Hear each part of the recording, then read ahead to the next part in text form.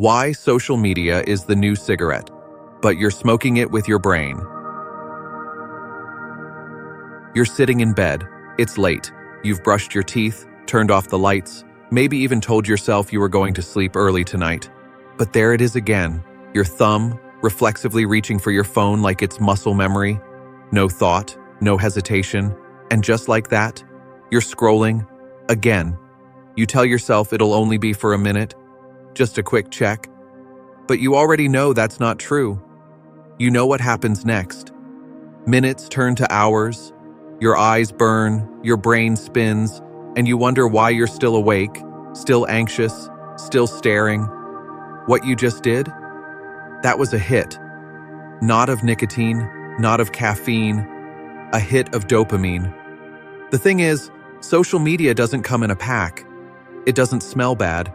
It doesn't stain your fingers yellow. But it does change the chemistry of your brain. It does wire you into a loop of dependency. And it does hijack your thinking without you even realizing it. Because social media is the new cigarette. But this time, you're not smoking it with your lungs. You're smoking it with your mind. Let's get one thing straight. Your attention is not just valuable, it's currency, it's power, it's the product. And the social platforms? They're not free apps. They are multi-billion-dollar marketplaces where your mind is the merchandise. Every swipe, like, pause, or scroll teaches the algorithm what you crave, even if you're not aware of it. You think you're in control, but behind the scenes, armies of engineers and behavioral scientists are working full-time to ensure you keep coming back, to make sure you need that next scroll, that next hit. These platforms are built on the exact same principles as slot machines. Variable rewards, intermittent reinforcement, that tiny thrill when someone likes your photo, that random post that triggers outrage, curiosity, joy, just enough to keep you hooked. They've studied addiction, perfected the loop, and now they live in your pocket. It's not about willpower, it's not about discipline, it's about design, and you've been designed into. Your brain is a survival engine. It evolved to scan for threats, rewards, and social feedback, because for most of human history, those things meant life or death. Approval from others? That was safety. That was tribe. That was survival. But now, that same brain is under constant siege from a never-ending flood of social validation metrics. Likes, follows, views, comments. And every notification is a little dopamine drip. So what happens? You become addicted to attention. You compare your real life to a curated feed. You feel the sting when your post flops and the rush when it takes off. But it's not your fault. You're reacting to systems built to exploit you, to rewire your sense of self-worth around metrics that were never meant to define a human life.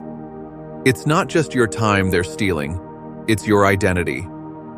Once upon a time, your thoughts were your own, slow, earned, lived in. Now, they're outsourced. You open an app, and suddenly you're flooded with opinions, memes, outrage, trends.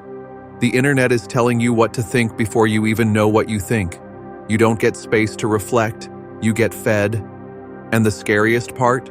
You believe you're thinking for yourself, but you're not choosing your content. The algorithm is choosing you. It knows what enrages you, what excites you, what you'll click, what you'll argue with. So you stop wondering. You stop asking questions.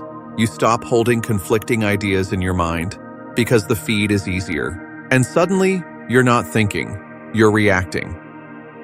Now let's talk about choices. What to wear, what to eat, what to believe, who to love, who to hate. Every decision you make is subtly influenced by what you're exposed to online. Influencers sell you lifestyles. Ads track your behaviors. Content shapes your worldview.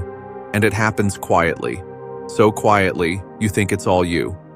But when everyone's seeing a different feed, tailored just for them, then there is no shared reality, only curated bubbles.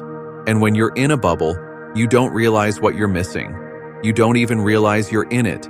You think you're making informed decisions, but your brain has been nudged, your bias confirmed, your choices shaped.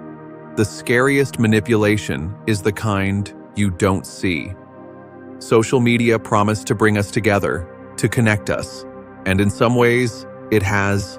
You can talk to anyone, anywhere, at any time. But connection isn't the same as closeness. We message more, but talk less. Share more, but feel lonelier. Scroll endlessly, but rarely feel seen. Because a heart emoji isn't the same as a hug. A comment isn't the same as a conversation. A streak isn't the same as showing up. We've traded depth for dopamine, presence for performance, and so many of us are left feeling more disconnected than ever. It's not because something's wrong with you, it's because the system profits from your isolation. If social media was a drug, we'd be in the middle of a global epidemic. But unlike alcohol or cigarettes, it's socially accepted. It's rewarded. It's celebrated. We post selfies and chase likes, then mock others for doing the same.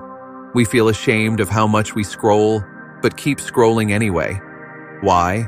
Because deep down, we're all just trying to feel something, to feel seen, to feel connected, to feel loved, to escape. And that's not weakness, that's human. But it is a sign that we're running on empty, that our lives have become so overstimulated, yet emotionally undernourished, that we don't know how to exist without constant input. So what do? We don't need to delete every app. Go live in the woods, become digital monks. But we do need to become aware, because awareness is the first act of rebellion. Start noticing how often you reach for your phone without thinking. Start questioning how certain content makes you feel, and why. Ask yourself, am I thinking this because it's true, or because it was fed to me? Create space between stimulus and response, because in that space is your power.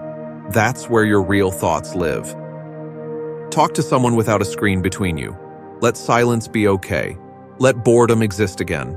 Practice presence, not perfection, just presence. Look someone in the eye and mean it. Ask a question and listen to the answer. These are not big steps, but they are brave ones. Because in a world running on performance and speed, slowing down to connect is an act of defiance. It's how we remember who we are. This isn't about shame. This isn't about guilt. This is about understanding. You're not lazy. You're not weak. You're not broken. You're wired. Wired by systems that benefit from your distraction, your dependence, your confusion. But wiring can be changed. Habits can be unlearned. And you can reclaim your mind. Not all at once, but moment by moment. So the next time you reach for your phone without thinking, think. That's where it starts. That's how you reclaim your autonomy. One moment of awareness at a time.